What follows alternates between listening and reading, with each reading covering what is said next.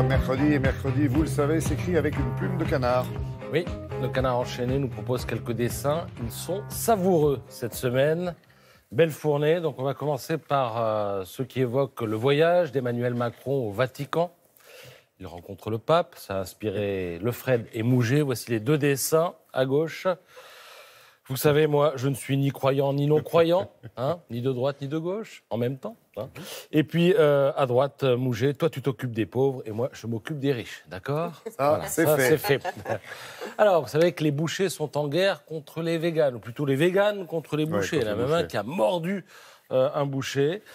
Beaucoup d'agressivité. Ça inspire aussi les dessinateurs. Vous voyez le dessin de Lefred Touron. J'ai été agressé par un vegan qui m'a mordu. S'il a mordu, ça ne peut pas être un vegan, répond le policier. Puis à droite, surtout pour le coup de crayon. Regardez ce dessin de Mouget. Les bouchers demandent une protection face à eux. On ne se sent plus en sécurité. Voilà. Et le couteau est bien aiguisé. Alors, je n'ai pas fini avec les dessins. Vous savez qu'Erdogan, en Turquie, a été réélu. Magistralement. On pensait que peut-être il se planterait. Ben non, finalement, il est réélu. Alors, avec de vraies voix, peut-être aussi d'autres voix, allez savoir. Toujours est-il que Lefred Touron a pondu ce dessin. Pouvons-nous proclamer les résultats, président ? Attends au moins l'ouverture des bureaux de vote, imbécile. Imbécile, j'aime beaucoup. C'est le détail qui va bien. Ça montre qu'il y en a un qui est... On comprend pourquoi il y en a un qui est président et l'autre... Voilà. Je le disais. Oui, ça c'était dans les Guignols. Les frères Bogdanov, mis en examen pour escroquerie sur personnes vulnérables. Je savais qu'il vous plairait celui-là. Nous sommes victimes d'une réalité parallèle, pourvu que ça ne vous conduise pas en prison quantique.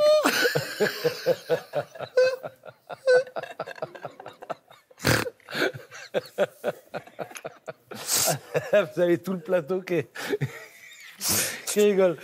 Et allez, je termine.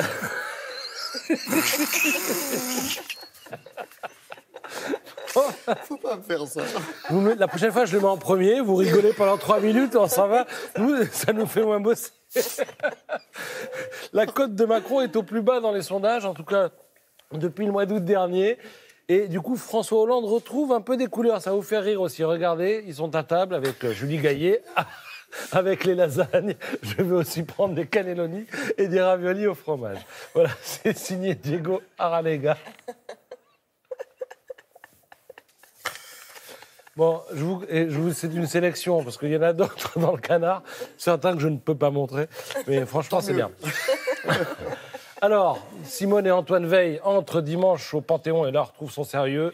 Détail de la cérémonie dans le Parisien ce matin. C'est la 5e femme panthéonisée, si je puis dire, Simone Veil. Nous avons Marie Curie, nous avons Geneviève Tillion et Geneviève de Gaulle Antoniose, qui étaient 2 résistantes, ainsi que Sophie Berthelot. Et là, vous allez me dire, mais Sophie Berthelot, qui est Sophie Berthelot ? Et en fait, c'est effectivement... On l'appelle comme ça, l'inconnue du Panthéon. Pourquoi ? Parce qu'elle a été admise, si je puis dire, au Panthéon, au titre d'épouse du chimiste Marcellin Berthelot. Il avait expressément demandé à ne pas être séparé de son épouse, même dans la mort. Et c'est pour ça que cette dame est au Panthéon. Voilà, au Panthéon où, comme vous le savez, sur le fronton est écrit « Aux grands hommes, la patrie reconnaissante ». Bientôt, peut-être, faudrait aux grands hommes barrer, mettre F1, vous rajoutez. Voilà.